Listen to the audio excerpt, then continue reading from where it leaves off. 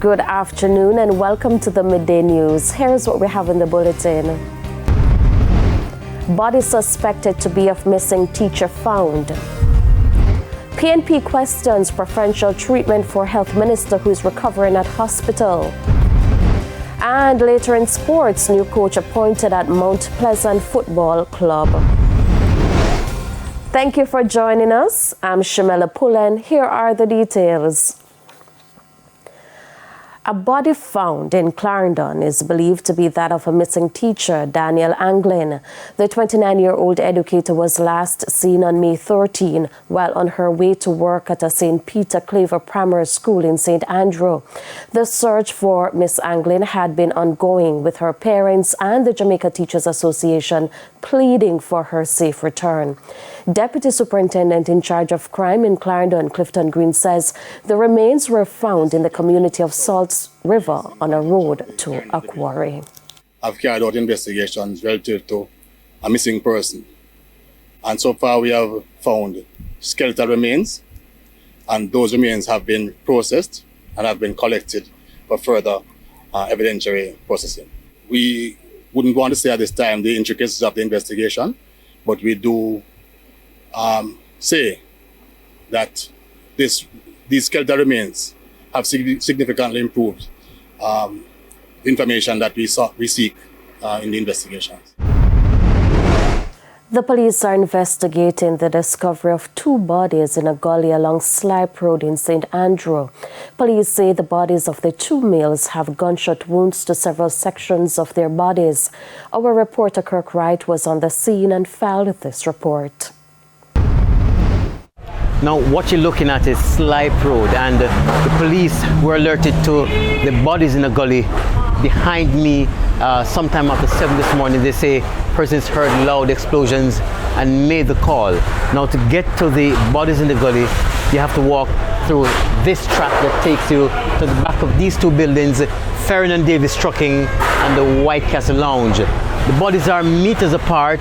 What we can tell you that they are spent casings, and in some areas we're seeing actual bullets beside the bodies. Both men are clad in short jeans pants and t-shirt, one in a blue t-shirt, the other in a brown t-shirt. Both men were wearing ski masks, and it appears as if that shooting took place early this morning. So far the police say the men are identified, but crime scene detectives are on the scene trying to find out who they are at this time. The police are investigating the circumstances under which a 31-year-old detainee was killed at the Chapelton lockup in Clarendon. Dead is Rakima Bravo of Chapelton address. Reports are that about 3:15 a.m. a dispute developed in the cell. Bravo was injured by another prisoner and taken to the Mapen Hospital, where he was pronounced dead. TVJ News understands he had only been in custody since Saturday. He was facing charges of assault at common law and malicious destruction of property after he attacked his grandmother with a knife and destroyed her property. The People's National Party PNP is comparing the treatment of Health Minister Dr. Christopher Tufton to that of other patients seeking care at the UHWI. Speaking at a party meeting in Manchester, questions were raised about special treatment. I'll say my wrist and broke when me hear them the big figure. Me must drop off a bicycle. People's National Party PNP Deputy General Secretary Nikisha Burchell speaking at a party meeting in Knockpatrick, Manchester on Sunday. Here she was making the connection between the cost for the rehabilitation project of the Cornwall Regional Hospital in St. James to Health Minister Dr. Christopher Tufton's recent crash. How we allow somebody like Chris Tufton to tell us say at first it go cost $5 billion to repair Cornwall Regional Hospital, and when you hear from a shout, $21 billion. But speaking specifically about the crash, she accused the staff at the University Hospital of the West Indies of giving Dr. Tufton preferential treatment. She compared the treatment that he's receiving to other Jamaicans getting care at the facility. When you realize the Minister of Health as he said, fell off a bicycle and broke his wrist. And 2 twos in there in a comfortable bed of hospital. How many of you have relatives who've had to sit on a hospital chair for days with serious condition? The health minister bypassed the chair. Them carry him go lay down in a hospital bed, and people still sit down out a door and chair are dead. Dr. Tufton was hit off his bicycle sometime after 8 Sunday while riding along Charlemont Drive in St. Andrew. He suffered injuries to the leg and hand. TVJ News understands that he underwent surgery Sunday evening and is said to be recovering well. The Manchester police have intensified their efforts to crack down on traffic violations and criminal activity. This is in a bid to restore order and safety on the roads. The Area 3 police recently conducted operations in Kirkvine and the Williamsfield roundabouts. Head of the Area 3 police, Assistant Commissioner of Police Calvin Allen, says a total of 305 tickets were issued for breaches of the Road Traffic Act. Some 48 summons were served. It is that the Island Traffic Examiner has found that these vehicles are not roadworthy. In some instances, the tires have been worn and is not safe for driving. So it is why we take this approach to ensure that the different arms of the security forces, to include the Transport Authority, ensuring that public passenger vehicles are as they ought to as we carry out these operations. Additionally, 5 pounds of ganja, 2 cars and 2 motorcycles were seized.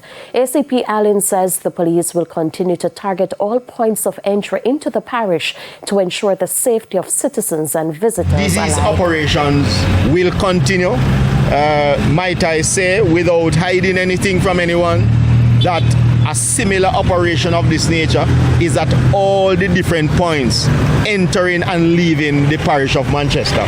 And as we speak also, there are similar activities taking place in other parts of the country. St. Elizabeth will naturally see a little flavor of us in short order. Some activities are going on there now. Reaction to news about clothing and equipment in the Jamaica Constabulary Force to be ironed out soon. But there are concerns delay could mean danger. There have long been concerns about police officers on duty without appropriate gear like a bulletproof vest, but it appears a change is coming. This was Police Commissioner Dr. Kevin Blake last week. We have a budget for this year of $1.6 billion for uniform, and that includes 5,000 bulletproof vests. Security consultant Robert Finzi Smith reacted to the development. If they are in fact arriving in a reasonable time, yes, it's good news. But without being facetious, there are some cars that are still to arrive that have been paid for. They say it's better to have it and not need it than to need it and not have it. Just last month, a police officer in Manchester narrowly escaped death during a raging gun battle with criminals. The officer was hit, but the bullet lodged in his vest.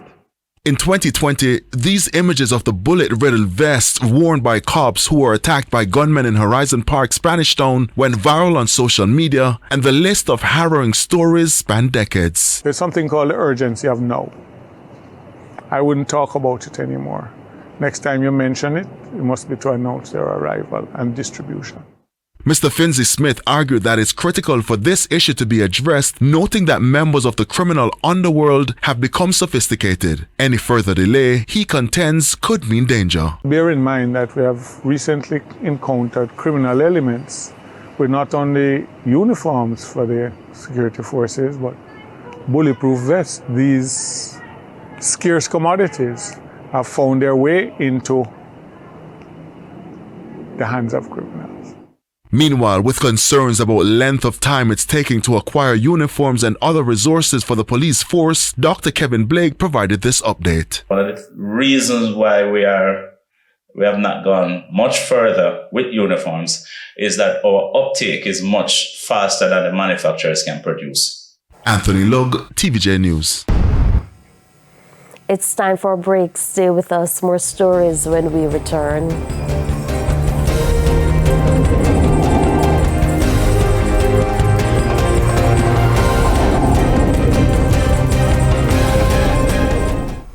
Welcome back to the Midday News. The People's National Party continues to take the Tax Administration TAG to task over the $1 billion price tag to retrofit the Mandeville office. Peter Bunting describes the saga as scandalous. When I think of the $12 million a month the government is paying to rent an empty piece of Megamart up the road, that is more than a scandal, it is a crime. When you have children wetting up every time it rains, like how it rains this afternoon. It is a crime when you think of the people who lie down on cardboard, patients on cardboard, sometimes for days on a wooden bench at Mandeville Regional Hospital with drip in them arm. And it's not hearsay. Me go there for visit patient 4 days after they were admitted, and them still in the waiting area, lying down on the wooden bench with drip in them arm. That is scandalous. The late councillor for the Morant Bay Division, Ron Bryan, was laid to rest on Sunday. Opposition leader Mark Golding was among the mourners at the Apostolic Church in License, St. Thomas. Mr. Bryan was remembered as an impactful leader. Appeal this afternoon to motorists who use the roadway from Falmouth to Springvale Trelawny to cut speed as the roadway is under construction. The warning comes after one person died along the roadway due to speeding. Karen Simpson reports. After years of complaining about the poor condition of the road leading from Falmouth to Springvale in Trelawny, residents of Granville are happy to finally see road rehabilitation work being done. But they say while work is in progress, there's a concern: speeding. Cut down the speeding. We see a lot of speeding. Me all have to come out of the road just when I show them red, them jump past and gone straight. And the road don't fix it so you can imagine. So you just have to send out the warning to them, say boy, they just caution on the road and save them life. Yeah, man. And we appreciate what you're doing, you know. The appeal comes following at least 2 crashes along that stretch of roadway last week. The National Works Agency NWA says the repairs form part of the second phase of a project from Falmouth to Springvale. This second phase, we are targeting approximately 2.2 kilometers of roadway, and this involves complete rehabilitation to include significant drainage improvement, as well as the reshaping and asphalting of the targeted sections of the roadway. Motorists are again being urged to abide by the rules within the active project area. Speeding has been a significant cause of concern along this particular stretch, as well as other roadways across the island, and we have seen the end result of this in terms of a number of accidents with quite a number of lost lives and injury to several persons. And we are at this time appealing for road users to travel within the speed limit along this corridor and other corridors across the island. Karen Simpson, TVJ News. It's now time for the Business Minute. Jamaica saw a 110% increase in earnings from the mining and quarrying industry in 2023. The Statistical Institute of Jamaica, Statin, says the total value of exports in the group was $561.2 million, up from $310.2 million in 2022. This was mainly driven by a 110% increase in the value of alumina exports. Statin says this resulted from the resumption of activities at the Jamaica refinery after the major fire in August 2021. However, earnings from bauxite fell by 10.9% to $68 million. An interesting Monday morning on Wall Street after shares in GameStop shot up nearly 73% in early pre-market trading. The surge happened in the hours after the trading influencer known as Roaring Kitty revealed he had bought nearly $116 million worth of stock. Monday's jump in shares for the video game retailer is a sign that so-called meme stocks that traders have targeted for a few years now are in full force. Meme stocks are shares that swing widely in value based on their popularity among trader communities on social media, rather than the company's fundamental characteristics. And that's it for the Business Minute. I'm Kelisha Williams. Time now for the top regional. We head to a quick break. When we come back, we'll have your midday sports report with Jordan Fort.